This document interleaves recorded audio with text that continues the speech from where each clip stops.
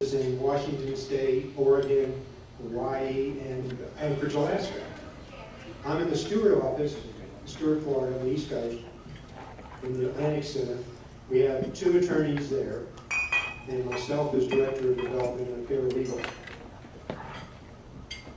We are a nonprofit.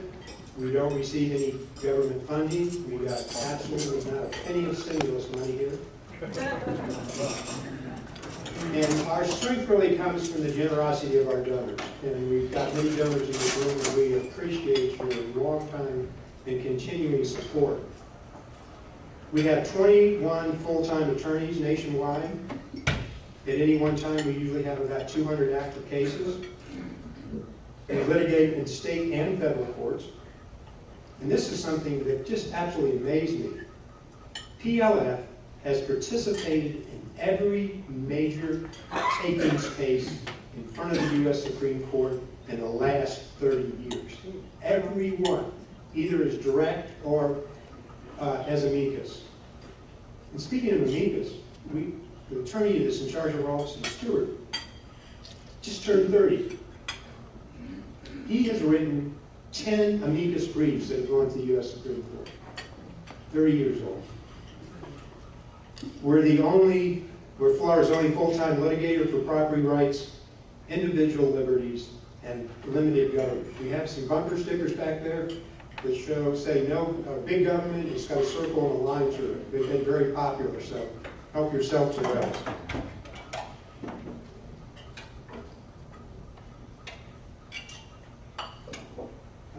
Where's my? Here it is. I'm just going to show a We're going to put an end to the notion that the American taxpayer exists to fund the federal government. The federal government exists to serve the American people.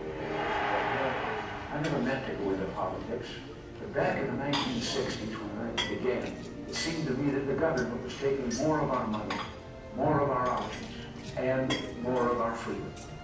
I went into politics in part to put up my hand and say, stop. Ronald Reagan believed in freedom from too much government. Throughout our history, we've defended our freedoms from many threats. But today, our own government wants to dictate our every activity. Our Constitution, our democracy is not easily acquired. And it's not easily kept.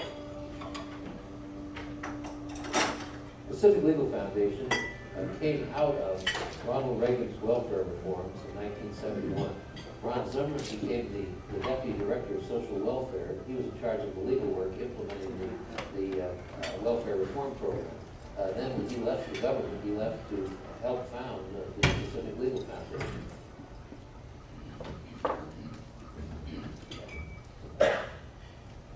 Okay. The Constitution says it quite clearly in the Fifth Amendment, nor shall private property be taken for public use without just compensation. Okay, thanks. Can we get that off the screen? Let's go back to slide 6. Many of you, I'm sure, know or knew or have heard of Wade Hopping. One of the most honorable, respected men I've ever met in my life. He was chair of Pacific Legal Foundation's board. And we have Ken Sapert here today, who's from the firm. Oh, okay. And we've worked very closely with him, and Wade has been a huge help to me in getting emails out of different things, and we will certainly miss him dearly.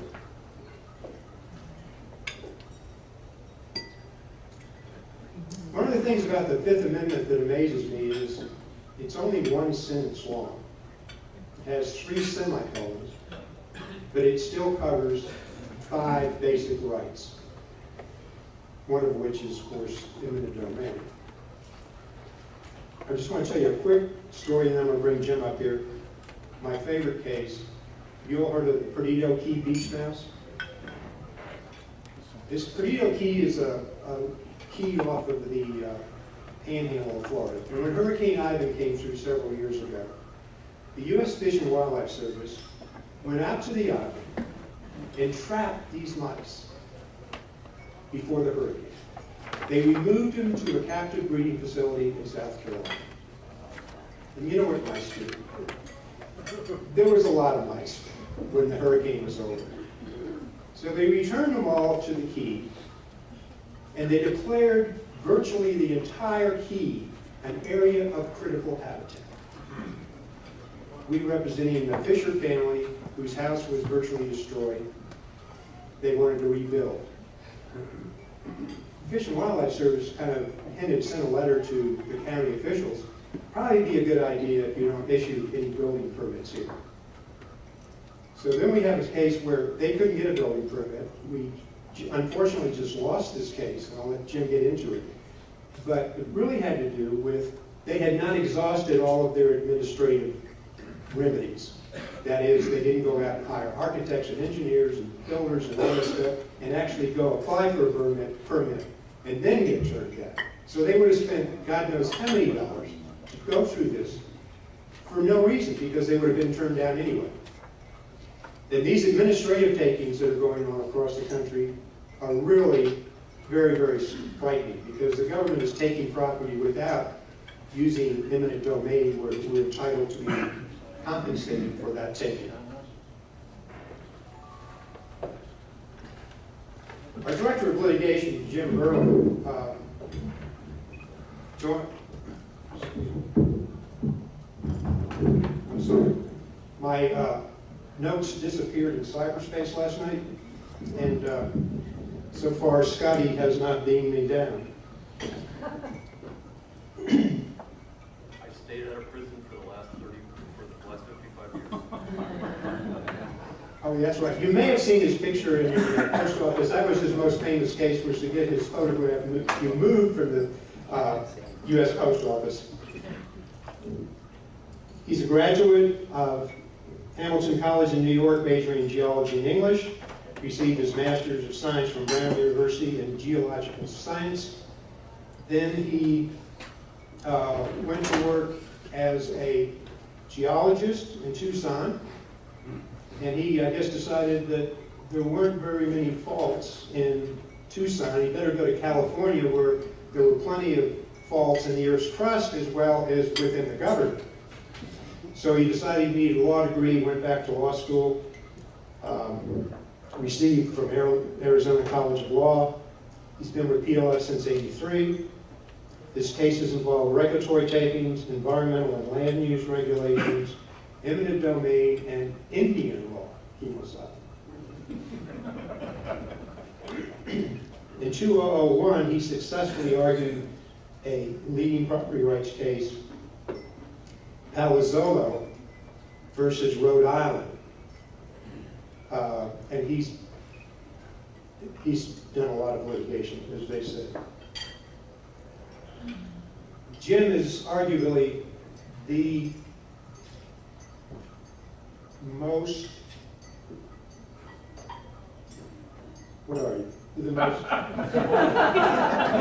we said that last night, it didn't work. He's considered the top land use attorney in the United States, and rightfully so. Ladies and gentlemen, it is my pleasure to introduce my good friend and colleague, Jim Berlin.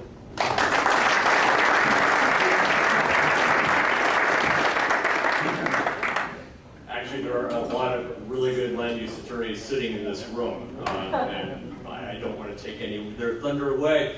But I will begin by giving a little speech from that man you saw a few minutes ago, Ronald Reagan, a little quote from him. Ronald Reagan, former president of the United States, who did not win a Nobel Peace Prize, by the way. I was waiting for the call last night from Sweden, and it never came through. I was a little disappointed because I've done so much for world peace myself. But Ronald Reagan said, "It is time that a voice be raised on behalf of 73 million independent wage earners in this